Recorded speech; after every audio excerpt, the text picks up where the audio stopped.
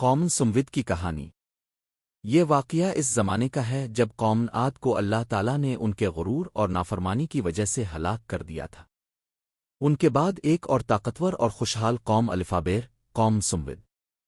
یہ لوگ حضرت ہود علیہ السلام کی قوم کے بعد آئے اور حضرت صالح علیہ السلام کی امت تھے۔ قوم سمود نہایت مضبوط، تندرست اور ہنرمند لوگ تھے۔ انہوں نے بلند و بالا پہاڑوں کو تراش کر اپنے مکانات اور محل بنائے جنہیں دیکھ کر آج بھی انسان حیران رہ جاتا ہے۔ اللہ تعالیٰ نے انہیں زمین کی تمام نعمتوں سے نوازا تھا، مال و دولت، طاقت، عزت اور علم۔ مگر افسوس، ان نعمتوں نے انہیں تکبر، غرور میں مبتلا کر دیا۔ وہ لوگ پتھروں کے باتوں کی پرستش کرنے لگے اور اپنے نبی حضرت صالح علیہ السلام کی باتوں کا مذاق اڑانے لگے۔ حضرت صالح علیہ السلام نے انہیں بار بار سمجھایا، اے میری قوم، اللہ ہی تمہارا پیدا کرنے والا ہے، اسی کی عبادت کرو، وہی تمہارا رب ہے۔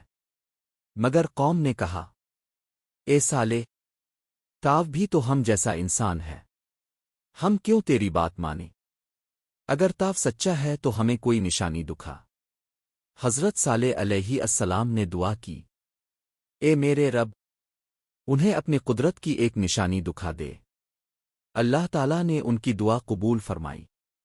ایک دن پہاڑ پھٹا اور اس میں سے ایک عظیم الشان اونٹنی ناک نکلی جو اللہ کی طرف سے بھیجی گئی نشانی تھی۔ حضرت صالح علیہ السلام نے فرمایا، اے میری قوم، یہ اللہ کی اونٹنی ہے، یہ تمہارے لیے نشانی ہے، اسے نقصان نہ پہنچانا، یہ تمہارے لیے آزمائش ہے۔ وہ اونٹنی ایک دن پانی پیتی تھی اور دوسرے دن پوری قوم پانی پیتی تھی، مگر اس کے باوجود وہ لوگ اونٹنی کو قتل کرنے کی سازش کرنے لگے۔ ایک بدبخت شخص قدار بن سالف نے اس اونٹنی کو قتل کر دیا۔ حضرت صالح علیہ السلام نے فرمایا، اے میری قوم، تم نے اللہ کی نشانی کو قتل کر دیا ہے، اب 3 دن اپنے گھروں میں رہو، اس کے بعد تم پر عذاب نازل ہوگا۔ 3 دن بعد آسمان سے ایک خوفناک آواز گونجی، زمین لرز، الفاٹے، بجلیاں چمکنے لگیں اور ایک زبردست زلزلہ آیا۔ ایک لمحے میں پوری قوم تباہ و برباد ہو گئی، نہ کوئی گھر باقی رہا، نہ کوئی انسان۔ قرآن کریم میں اللہ تعالیٰ فرماتا ہے، اور سمود کو ایک سخت چنگھاڑ نے پکڑ لیا اور وہ اپنے گھروں میں اوندھے پڑے رہ گئے۔ سورۃ ہود 67۔